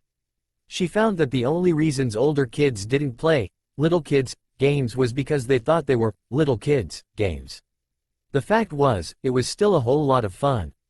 She smiled in memory of playing cops and robbers. She smiled in memory of getting Naruto into jail and him complaining. She enjoyed these memories. She enjoyed the real hope in this life. She heard footsteps behind her and she turned to see Naruto walk up to her. Sakura-chan, he greeted, sitting beside her. How you've been? He asked casually, swinging his legs under him. She smiled back. Good. She was in a chipper mood, and she noticed her voice squeak in a happy tone. So why do you wear that ribbon? Naruto questioned, pointing to the red ribbon that was tied around her head, pulling her hair back. What do you mean? I always have worn this, she said, looking at him strangely. It keeps my hair out of my face, she said, somewhat in defense. Naruto shrugged. Well, I think you look awesome anyway.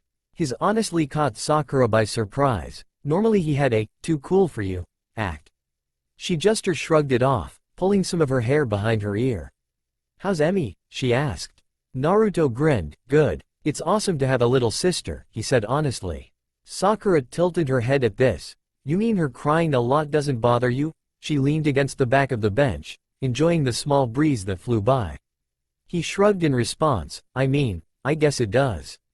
I don't care though, having a real family's cool. Now this really got Sakura thinking. Of course it was good to have a real family, but Naruto wouldn't know any different. Or this Naruto wouldn't know any different. Had he awakened? Why hadn't he told her about Oh? Naruto wouldn't know either. Oh, what a bother life could be. Hatching a quick idea, she put her fist up, about ready to pound the Namikaze's head into the cement. As soon as she let her fist fly towards him, he flung his hands up, expecting the oncoming blast. And the most shocking part, or not shocking, was the fact that he didn't say anything to stop her. As if he had expected to get hit for no reason. Now as annoying as this was to Sakura, she knew that the new Naruto wouldn't scream and ask her what he did wrong. Considering that Sakura never hit him ever, or not like she had in their old life, she knew Naruto shouldn't expect a hit. So why, pray tell, did he? Naruto, she said, stopping midair and putting her arm back at her side. Why were you expecting me to hit you? She cocked her head, acting as innocent as possible. Naruto noticed her fist was no longer targeting his head, so he peeked out from his shell of arms and gave a weak laugh. Come on, Sakura-chan, it's not like that would be the first. Naruto's eyes widened. Damn it, he tried to quickly recover. Tried to dodge a hit. Ya know, with Sasuke and I fighting like we do. Naruto, Sakura suddenly got really close, her nose inches from his own. Taking a deep breath, he pushed unnecessary thoughts behind. Are you awake? This caught Naruto's puzzlement. Sakura-chan, I think I'd know if I were sleeping or not. She sighed, mentally slapping herself for thinking he wasn't as dense. Who's out sensei? What do you mean, Sakura-chan? Kakashi-sensei taught us for a while. He stopped again. What was with him slipping up? Damn it, he'd be found out for sure. He hadn't even talked to this about Kakashi yet. He was still getting his bearings straight with this new life. Why did one conversations with Sakura have to mess it up? A grin formed on Sakura's lips. You should be careful who you let that slip to, Naruto. Her hand came up towards his forehead and she playfully flicked him. It's good to see you, Baka. For a second, Naruto just stared into her eyes. It wasn't until another few seconds did he let himself smile. Sakura-chan, he leaned forward and grabbed her in a hug. Normally, Sakura would recoil and shove him back, calling him some name, but this time, she let herself lean into him. She let herself sigh and take in his scent. She let herself wrap her own arms around his torso and relax. It felt good, and it was hard to believe they were 5. Naruto pulled back, a grin playing on his lips again. So, looks like everything worked out. She nodded. Kakashi saved Obito-san and Rin-san. He even went as far as to protect your parents, she agreed. Naruto just turned back and watched as some of their friends raced around.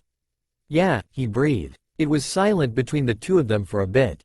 A comfortable one that didn't cause an awkward pause or the need to speak.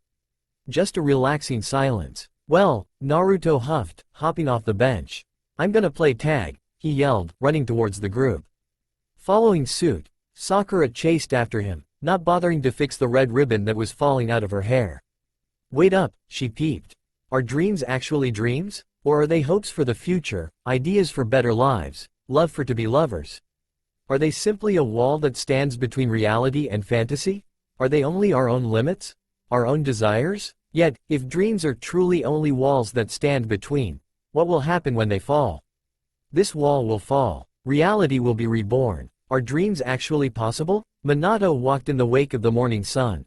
The clouds that had been gathering along the horizon seemed to bring a peaceful warning of a coming storm. It wasn't cold, nor was it chilly, but a humid mist gave a cooling blast in the morning air. It's times as such that the Hokage of the village hidden in the leaves could think without second thoughts. he was simply content with the answer that popped first. But sadly, much was on his mind, and the weather wasn't making a difference. The reason why? His wife was following him, and both had the same thoughts in their heads. Who was their son? As painful it was to ask that question, they asked it. Did they truly know their son, or only a shadow of him? Who was Naruto Namikaze? It hurt that they didn't know. They were both headed towards the Hokage office to get the mission report from Kakashi ASAP. Normally it's Rin who runs it by, but since Kakashi needed to answer some unanswered questions for them, it seemed only logical to have him run it by. Was it bad that he was scared for the answers he'd bring? And not the answers for the mission report? Was it bad that she was scared for the answers she'd hear? And not because she didn't want to listen? Kushina held Emi in her arms. The baby looked curiously about the village, watching the early birds set up some stands and shops for the oncoming day. Some would wave, she'd respond with raised brows. Some would say, "Hello," she'd respond with a cocked head. The world was a mysterious place, and she was still learning new things every second. How easy life was when a baby. How simply answers came. Minato, though much on his mind, enjoyed the greetings and warm welcomes of others. He slowed his pace so that Kushina was walking beside him as he let Emi's hand wrap around his first finger. He didn't have too much to worry about. The village was at peace, the day was beautiful, Naruto was at home with Obito keeping an eye on him, everything was in order. The only thing to dread was the coming future. The coming conversation with Kakashi. When they finally appeared at the office door, they saw Kakashi waiting there, hands in his pockets, reading that stupid book. "Hello Minato-sensei." Kakashi stopped as he looked straight at Kushina, silently slipping the book into his back pocket. "Good to see you too," he said cautiously, not sure what to make of Kushina's far-off look. Normally, she'd have his head pounded into the ground when she saw him with that book. "Kakashi," Minato greeted, "your mission reports'll have to wait." His reasoning was simple, and for a second, Kakashi was about to turn the other direction and walk off to do whatever with the rest of the day. But when Minato opened the door, he briefly left it hanging, as if to say, "Follow me." So Kakashi followed. "Is there something wrong?" he asked casually, not because he didn't care, but because it was just the way he approached things. Minato nodded as Kushina took a seat to the left of his desk. "We've got some questions," he said. Kakashi nodded. "On the sensitive subject I assume has leaked to Kushina, here?" "Yes. Who is our son?" It was a demand, something that caused the room to have a massive wave of silence wash over them. Kushina continued to stare at Kakashi, expecting an answer. Kakashi sighed. "It's not exactly a story I can tell. Not even Naruto has told me everything about his journey. Sakura probably knows more about Naruto's life than I." Kushina nodded. "So it's true," she whispered. "Please, Kakashi, you've got to tell us something. We can't just ask Naruto about his previous life. I know he may have lived before this life, but he's still my 5-year-old boy to me," she pleaded. "I understand, Kushina, I do. I can tell you what I know, but Naruto's life is his own. I can't even begin to understand how much he struggled, and I went through some serious shit," he mumbled to himself. Minato furrowed his brows. "You keep saying that. What do you mean when you say, he's been through a lot?" he asked. Kakashi looked to Minato. "You understand that he was the Nine-Tails Jinchuriki after Kushina, right?" Minato nodded. Kushina just seemed to listen. Kakashi switched to look at Kushina. Naruto never truly met his parents in his previous life. He was orphaned when the Kyuubi escaped shortly after you gave birth to him. A man attacked the village, and both you and Minato sacrificed yourself to save your son, and to save the village. Kushina's eyes widened and Emi looked wordlessly at Kakashi, as if understanding the intensity of the moment. His whole life he was shunned, hated, abused. The villagers couldn't see past the pleading boy he was and only saw the demon within. He was merely a case for the wicked beast, and Naruto felt the wear and tear of it all. Much like you, Kushina, he was alone. Academy students reflected their parents' acts and treated him like trash. Eventually, he looked past and out the Hokage's window. He thought his parents abandoned him for the same reason. He was simply a demon, nothing less, nothing more. Tears could be seen gathering in Kushina's eyes as Minato watched Kakashi speak with a tension that almost broke the entire sanity of the room. A smile graced Kakashi's face, and his mask shifted ever so slightly, his eyes lightened. However, he still lived through it all, facing every day with unspoken hope. No matter how many times the villagers would push him down, he'd just get up and up again, claiming he'd be Hokage. Shortly after, he graduated from the academy, being placed on my own team. Sasuke Uchina, Sakura Haruno, Naruto Uzumaki. They had their ups and downs in teamwork, always bickering, always trying to show each other up. Sasuke was the last of his clan, after his brother massacred his entire clan.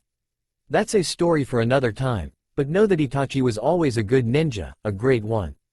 Kakashi took a long breath, letting the pause soak in before speaking again. Naruto proved himself to the village time and time again. Soon he was the hero of the hidden leaf, known around the shinobi world. However, soon there was no hidden leaf after a long war. There weren't many survivors, but Sakura, myself, and Naruto were some of the few. And that, Kakashi looked up at them, that's where we stand now. In a new life, one away from constant war. Emi made a noise, one that seemed to ask for attention, but it was unheard as Kushina and Minato both stared at Kakashi. And he remembers it all? Kushina asked. Kakashi shrugged, maybe. I believe so, because there are slight characteristic changes that I've recognized, but nothing too crazy. Know this, Naruto may remember things from his previous life, but he still knows you both as the loving parents you are, and he's still your son. Kakashi's words seemed to have soaked into the parents who sat in front of him. I know, Kushina sighed, looking up at the ceiling. It's just a little, well, it's hard to grasp the idea of you guys actually time traveling. Kakashi nodded. It took me a while to get used to this life when I first awakened. I'm sure in time, Naruto will get around to telling you guys. Kakashi tried to comfort, but he wondered if what he said was true. Naruto normally tried to weasel his way out of many situations, this one included. Maybe he should get together with Sakura and Naruto and have a quick conversation. Kakashi, Minato trapped the Junin's attention. How old was he when you traveled back? He asked. He was, Kakashi thought for a bit, 22. Minato's eyes widened, then he's basically an adult now, we can't really parent him. Kakashi shook his head. Naruto may have been an excellent shinobi, but he wasn't exactly academically excellent. He's still got a lot to learn, even at the age he was when we left. Minato nodded. Something told me he wasn't the wisest of the bunch. A smile made its way to his face as he glanced at the family photo on his desk. Kakashi let loose a light chuckle. Maybe not, but his unpredictable ways seemed to always make up for it. Yosh! Naruto yelled, running down the path to the park. I bet you can't beat me, Goggles. Naruto yelled to Obito, who watched amused. Obito sighed. Naruto had called him Goggles ever since he'd seen the picture of him as a genin. You know Naruto, I have a name. Naruto laughed. No duh, Goggles, everyone's got a name. Obito again sighed. Yeah, he said reluctantly. Let's just get to the park? It's a race. Naruto vowed, running ahead. Obito, who had no worries, and planned to surprise the blonde munchkin by getting there in his super ninja speed, casually ran after him. He would be able to make up for the slow-paced run when they were almost there. They had gone through a small crowd. When Obito emerged, he found the blonde devil wasn't running in front of him anymore. Damn it, where'd he go? Obito thought, looking side to side. Getting a little nervous, he decided to pick up the pace.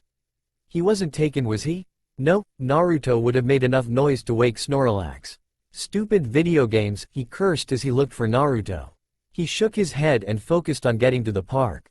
Making quick time, he appeared at the steps of the park that led to the playground, swings and benches. Naruto? He asked, looking around. He heard a small, foxy laugh behind him. He spun around, looking Naruto straight in the eyes. Wah!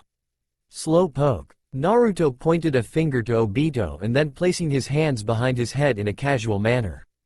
Obito just stared at Naruto with a curious and stunned face. How on earth did you get away from me? He asked.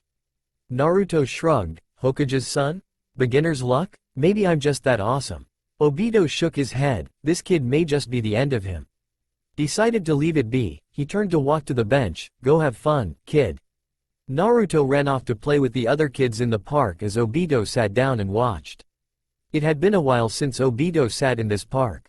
In fact, he rarely watched Naruto. It was strange for Kakashi to give the mission report, and with Rin working extra in the hospital, he found himself almost wanting to watch the little squirt.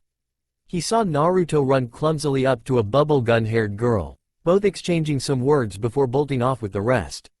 He smiled, remembering days when he, Rin and Kakashi would run off without a care in the world. He was a lucky man. Normally ninjas didn't even live this long, let alone actually have all their friends and families survive. Even Kakashi's father's still alive and kicking, ready to fight and defend Konoha.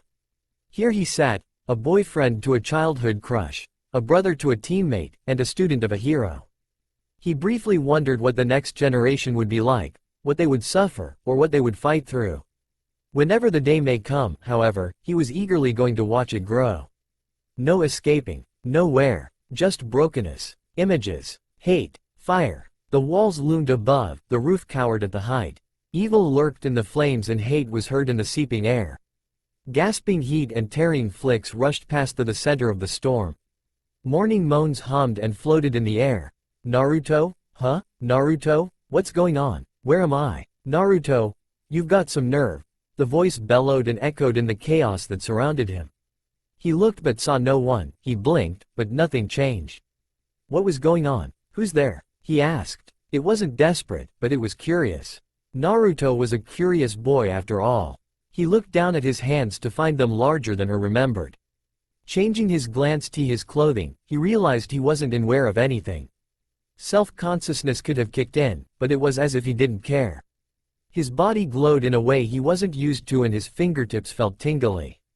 What's going on? Fool, you just had to take us both, didn't you? The voice mumbled. God damn it. All you do is gripe. I'm sick of it, another voice snapped back. Just because you switched hosts doesn't mean you had to go ahead and cry about it for 5 goddamn years. Naruto recognized the voice, but he couldn't place it. His hands reflexively went to his stomach, squeezing what he expected to be the small chub from being a 12-year-old. But none was there. He looked to his stomach, eyes widening. My old body? He looked up to see everything suddenly vanish and replaced with 2 cages, one chained, and another loosely sealed. Kyuubi, he looked up, wondering what was going on. You came back with me? He asked, a small smile tugging at his lips. Huh, brat, I'm surprised you thought you could get rid of me that easily. Going back in time and into another dimension won't get rid of me, he grinned, not evil, but a foxy one. Naruto nodded, good to see you again. Kyuubi. And here I am watching this as if everything's alright. Get me out of here, brat, or I swear I'll tear you apart. The darkness in the chained cage surprised him, and it wasn't until he got a closer look did he see another lone red blazing eye. You're a fool, Namikaze. Your mother was no less, the voice hissed. Naruto furrowed his brows. Another. Kyuubi? Fool. You will call me Mizoku Kyuubi. The other side. Naruto, meet my roommate. Roommate. I am a demon lord. As are you. I can't believe you would actually sink so low as to interact with him, he ranted. So you're my mom's Kyuubi? Naruto face faulted. Damn, my mom actually dealt with you?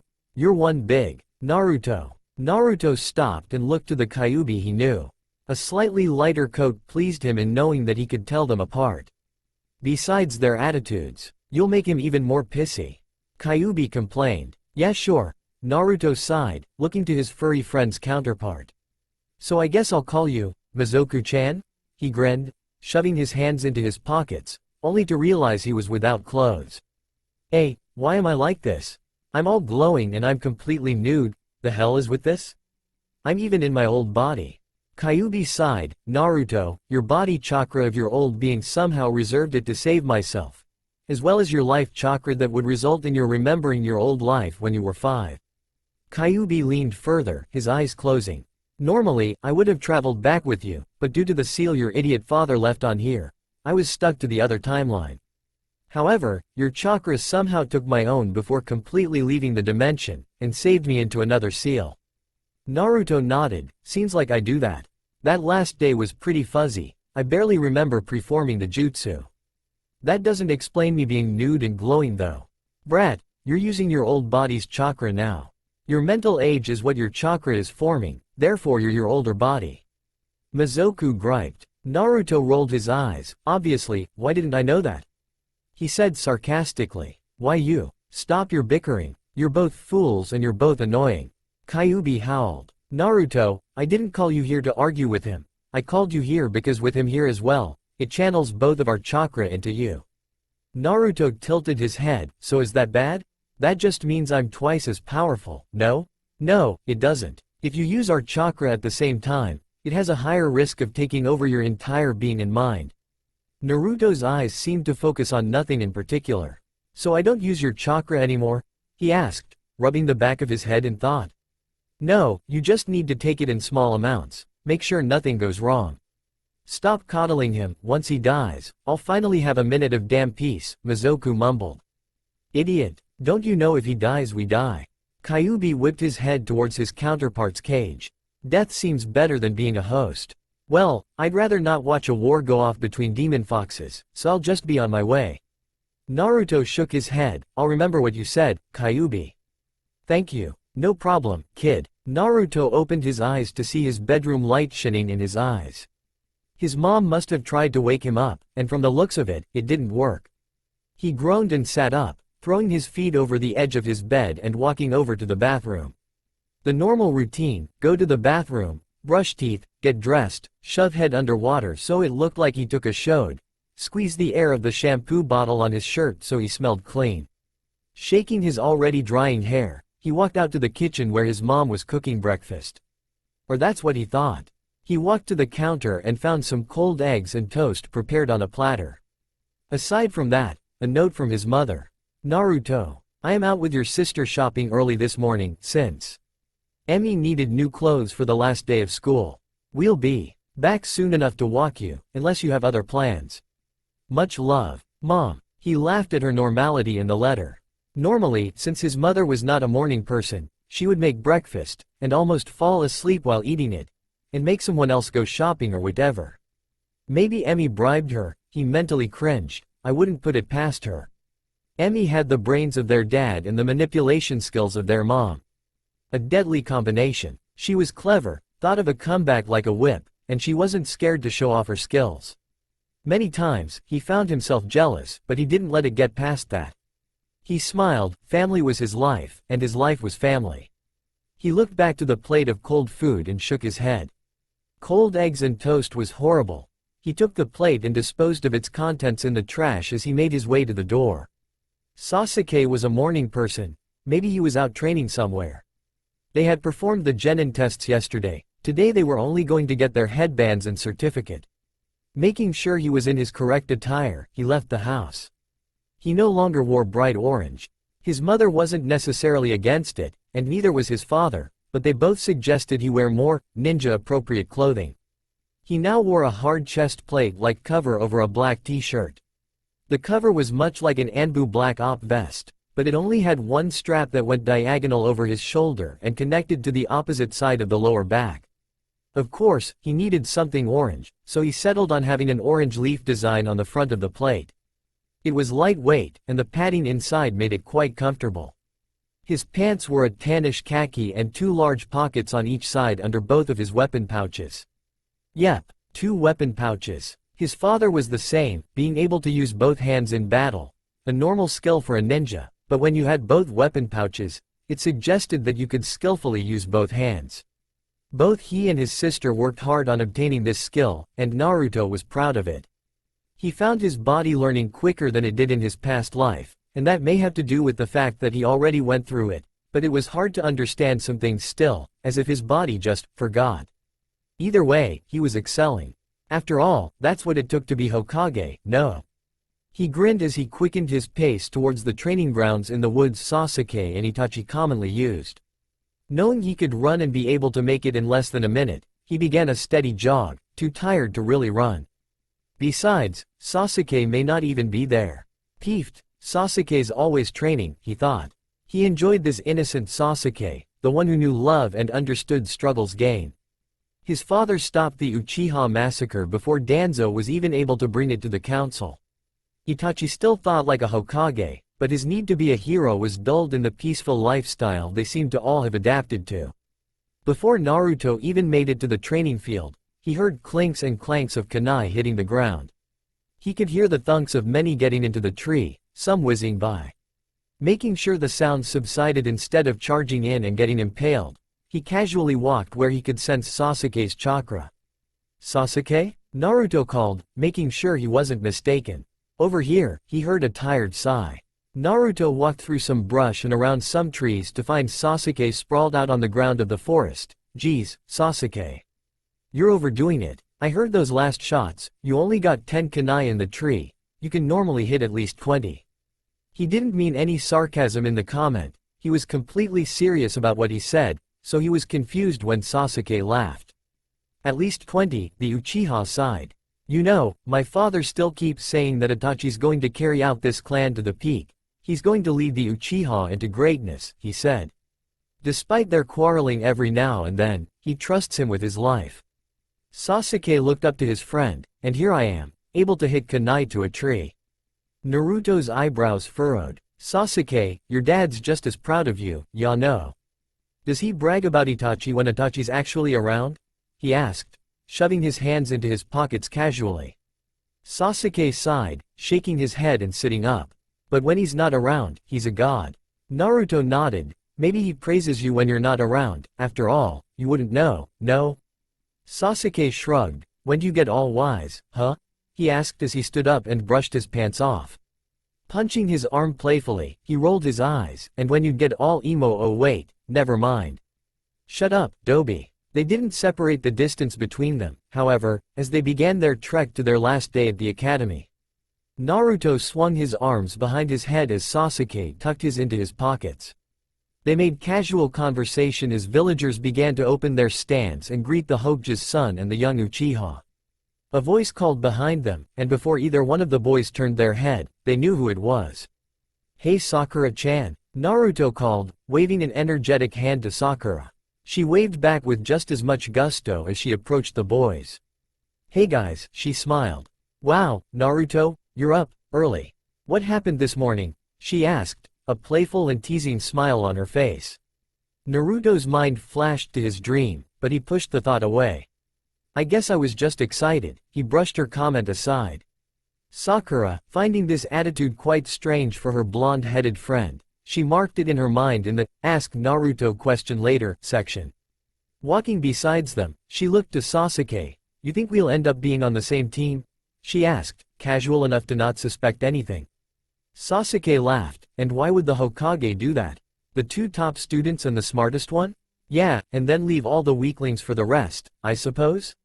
Sasuke asked, making Sakura furrow her brows and stick her tongue out at him. You know, tongues are meant to be inside your mouth, he glanced at her. She rolled her eyes, getting in pace with Naruto. Did Kakashi say anything to you? She whispered. Naruto shook his head, like always, nope. Sakura sighed, why must he be so? I don't even know how to describe it. Lazy? Annoying? Avoiding? Perverted? You know what, Kakashi's just. Kakashi, Naruto reasoned out loud, their whispers raising into laughs and giggles, to which Sasuke looked squarely at them. You two are weird. So it's set up? Yeah, you'll be training Naruto, Sasuke, and Sakura. And you're sure it's fair? I mean, they're the highest in the class. Kakashi, Minato sighed, we've gone over this. If you truly believe that they are a team worth forming, then I fully trust you. Why are you now having doubts about this? Minato sat against his desk and looked sideways at Kakashi. The Junin looked away. Bad memories, I guess. He sighed and stood straight, nodding respectfully. I'll get ready to meet them, I suppose. Minato nodded. Yes, they're almost done at school. You're going to be late, Kakashi, if you don't hurry. Kakashi chuckled. You know me. I take my sweet time. Minato rolled his eyes. I know, and that's what worries me. My son better not pick up those habits, he warned, an eyebrow arched. Kakashi put his hands up in defense. Well, considering I was his squad captain his entire past life, I don't expect any more of me to rub off on him, he said. Minato nodded, of course. Now, he took a breath. Go on, then. Hi, and with that, Kakashi disappeared to start Team 7 off again. Hopefully, on a better path this time around. In the outskirts of Konoha, there is wildlife that ceases to amaze few who walk by it. The walls that stretch tall over the evergreens and large oaks let their shadow linger in the beating sun. Clouds cool the blaze of the day. The breeze brings life to every frozen moment. As the buildings stand and villagers bustle about their usual day, it's hard to find a sore thumb in such a unique crowd. And yet, there was one walking. His attire was unusual. It was a white cloak with a black and intricate design that swirled to the bottom near his dark boots. He wore a loosely tied mask, somewhat like a scarf, and a white headband with no symbol. His clothing was light, but it flopped over his body in a way ninja never enjoyed, yet he walked like a shinobi. He held his weight like one. He made his way past some bunches of crowds and forced his head downwards, not looking up. His hands held to his side, gloved and covered. He stopped glancing upward for a moment to find the Konoha Academy standing there, right in front of him. His hands lifted as he performed signs, fingers crossed, thumbs straight, palms firm, and then suddenly, gone. His figure disappeared as if he never walked the grounds, and the villagers moved on without seeming to realize his absence. Iruka appeared in the doorway of his classroom, his face unreadable, but as soon as the click was heard when his hand turned the knob, he grew a smile and walked inside. "Okay class, as I'm sure you already know, today will be your last day at the academy," he smiled. Cheers erupted in the classroom as he looked down at his paper. "Now, let me read off some team names." Naruto nudged Sasuke. "I bet we'll be on the same team," he whispered, earning a lose of curiosity from the Uchiha. "Huh, like that would happen." Sakura leaned over in their conversation and gave a knowing look to Naruto who, in return, winked. "I bet, well you have to take me out to ramen if I'm right." "What'd you say, Sasuke?" the blonde asked enthusiastically. His hands perched on the nape of his neck and his eyes burned in determination at his friend. He was really craving ramen today. Sasuke sighed. "If it'll get you to stop fidgeting," he smirked, "you have to buy me my ninja gear if you're wrong." "Deal," Naruto replied almost instantly. Sasuke again glanced at him in his sideways view and gave a look of curiosity to Sakura, who normally could tell what the weirdo was thinking. However, he was disappointed to find her not paying attention to their bet and playing with the spare sheet of paper on her desk. He looked back to Naruto and poked him in the arm. "Oi, what do you have planned, Dobi?" Naruto clicked his tongue. "Name-calling isn't nice, Sasuke. Kamen, I know you have something up your Team 7. Naruto Namikaze." Their conversation stopped. Sakura Haruno. Sasuke gulped. "And Sasuke Uchiha. And there goes his allowance." Naruto fist pumped with Sakura and gave a foxy grin to Sasuke. "You heard that clearly, right Sasuke? Looks like you're treating us." "What, us? I do not remember agreeing to pay for Sakura," Sasuke said, pushing his eyebrows together. Naruto gave an innocent look. "Oops, I must have forgotten." "You don't mind, right Sasuke?" he played, batting his eyelashes in a quite gay-ish manner. In a moment, Sasuke had stood up, and moved to the desk in the back, trying to make a point. The laughing between Naruto and Sakura, however, didn't stop. As Iruka continued to call teams and names, the class was slowly falling silent again as he announced the last team. "Class," he began, "go to the assigned spot I announced with your team, and you'll meet your squad leader there." Sasuke raised his hand, but quickly put it down again. Both Naruto and Sakura were relaxed in their chairs having a dull conversation. Maybe Sasuke missed the cue that they were waiting in the classroom, because Iruka too left without another word. Minutes passed and teams could be seen leaving the academy though the classroom window they sat in. "Where the hell is he?" Sasuke muttered. Naruto shrugged, turning around to face him. "Probably late?" "No duh." Sasuke furrowed his brows, "but he's a Junin." "Junin shouldn't be late." The Uchiha clasped his hands together and lowered his head to the desk. "Some ninja we get for a squad leader." Sakura sighed. "You have no idea," she whispered, exchanging a look with Naruto before both gave a short laugh. "I'm sure he'll be here, Sasuke." "Well, he better come quickly." The door opened and their voices fell silent. Honestly, Naruto wasn't sure if Kakashi would be able to convince his father to assign them all together. Obito Uchiha was supposed to train Sasuke so that he could get training with the Sharingan, but since they were waiting for a while, it was pretty obvious it'd be Kakashi. Hopefully. Not that there was anything wrong with Obito, but Kakashi had been their sensei for years. "Yo," a dull voice rang through the silence that raged in the room. "Sorry I'm late." Kakashi entered the room, looking at the three students that sat down. Sasuke, who seemed to be the same, Sakura, who was no longer scolding Naruto, and Naruto, who no longer needed too much scolding. They'd grown up. Sasuke gave a tired sigh. "I'm a little bit surprised, sensei." You're a tad bit early, Sakura said as Kakashi signed them to get up and follow him. As serious as Sakura was, Sasuke took it as sarcasm. You guys know where the rooftop access is? Kakashi asked, getting his hand signs ready. When they all nodded, Sasuke with a confused face, he poofed away leaving the genin standing there. Rooftop access? What, are we meeting on the roof? However, the only thing that responded was the clacking shoes of Sakura and Naruto running down the hall. Hey, wait up. When they had reached the roof, Kakashi was already sitting down with a book pulled out. Took you long enough? We ran the whole way, Kakashi. Naruto shook his fist in the air threateningly. It went unnoticed, however, when Kakashi asked them to sit down. Now you know the drill, Kakashi drawled. Sasuke raised an eyebrow. What drill? Sigh, name, dreams, hopes for the future, favorite things, and whatever you think we need to know. I'll start. Naruto grinned. I like ramen and I enjoy training with my dad. My dream is to become a good Hokage that will protect the village. I guess my hopes for the future is to have a family of my own, settle down and all, and then that's about it. Sasuke looked at him funny. You don't know your own name? What?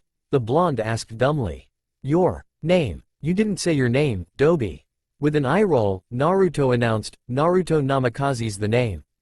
Enthusiasm, I like it, Kakashi said with a fake eye smile. Note the sarcasm, Sakura said dryly. I'm Sakura Haruno, and unlike Naruto, I actually know my name. AHG, you guys are mean. I enjoy medical ninjutsu, my dream is to become the greatest medical kunoichi, and my hopes for the future is to have a calm peaceful life. I suppose a family could fit into that, she thought out loud. My favorite thing is spending time with friends, she said after a few moments. Kakashi nodded, seems good enough. He ignored the pestering glare from the pink-headed genin and turned to Sasuke. Your turn, Sasuke. Sasuke nodded, I train with my dad and my brother. My hope is to become a strong ninja and redeem my clan. My dream is, he looked towards the Hokage monument. Becoming Hokage, the strongest yet, and led this village into a new era. Kakashi's eyes widened and looked in awe at the Uchiha in front of him. Some dream, compared to the last. Geez Sasuke, Naruto gave him a dead look. Way to ruin my dream. Of course, similar thoughts to Kakashi's were running through Naruto's mind. His friend had truly been redeemed. Kakashi smiled. Now, how about the test? It was early, but since Kakashi knew they would pass anyway, he didn't want to waste much time. Test? Sakura played along, trying to hide her amusement. Kakashi, playing along, put a thoughtful finger to his chin. Oh, you don't know? You guys aren't genin yet. But, Sasuke looked at Kakashi with suspicion. We graduated from the academy. Well, you see, the academy is for sorting the hopeless students from the weaklings. He grinned, his eyes squinting in an unreadable manner. This test will sort the weaklings from the okay ones, he explained, getting a book from his pouch. Whenever you guys are ready. Naruto, who was now standing up, and to Sasuke's amazement, taking this whole, not being genin yet, pretty well, placed his hands in his pockets. Rules, sensei? The oh-so-innocent, Naruto asked.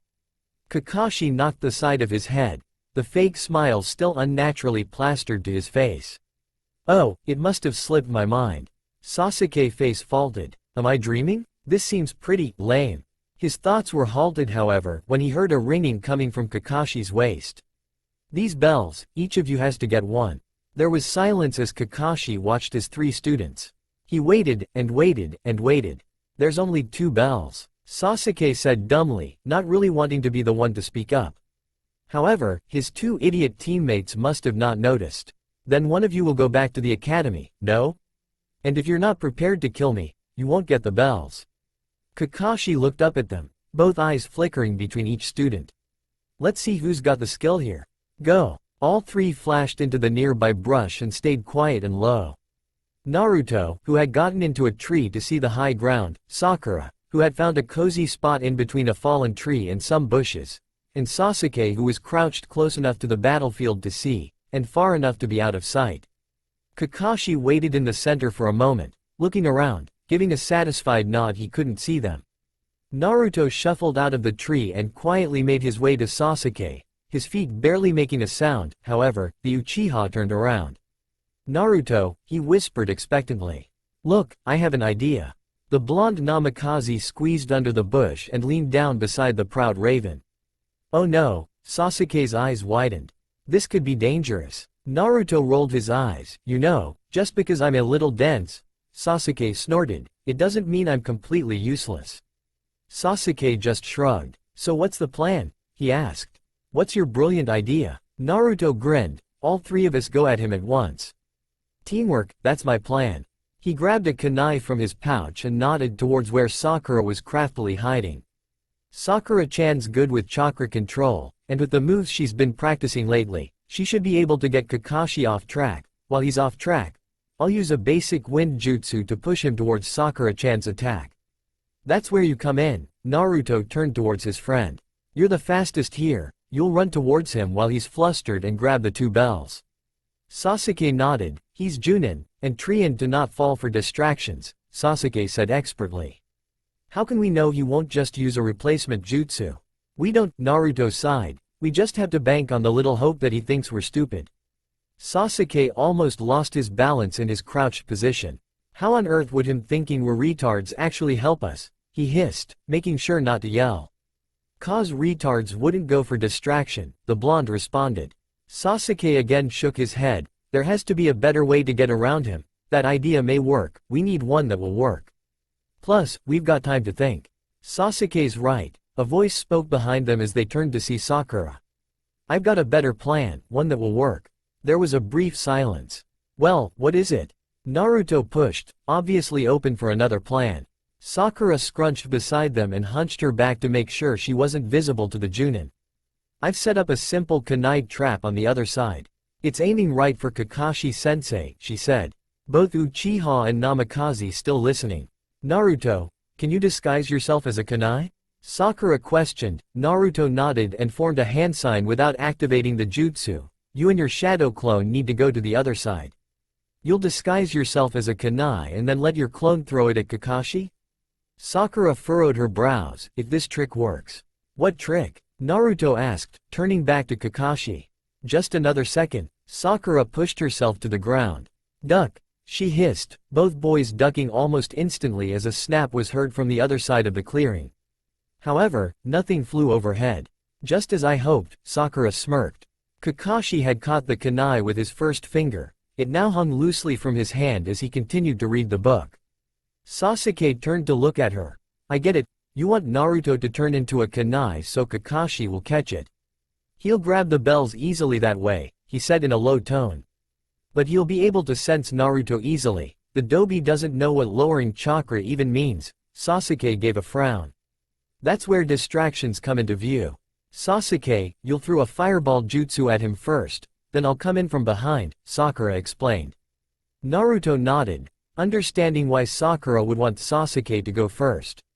Sasuke, the one who hadn't come back in time with them, would be the one who wouldn't know the true meaning behind this test, so Kakashi shouldn't suspect anything from the proud Uchiha. It was brilliant. Got it. Naruto grinned, making signs and creating a shadow clone. Come on, you know the drill, he said to the clone who nodded enthusiastically as they raced towards the other side of the clearing. When Sakura saw the kunai fly through the air again and as Kakashi caught it again without lifting his eye, she nudged Sasuke to run out with his fireball jutsu. Sasuke stood, racing out and quickly making the signs, fireball jutsu. He yelled, huffing air out and creating the intense flames of the Uchiha clan. Sakura ran towards the other side and jumped out, pumping chakra into her fists and letting it loose when she hit ground right behind Kakashi. The Junin, who followed Sasuke's movements easily, just caught Sakura's attack and jumped up in the air, swiftly landing back down on the ground with a satisfied smile. Not quick enough guys, but nice teamwork, he nodded, putting his book away. I guess I'll save that for later, he said.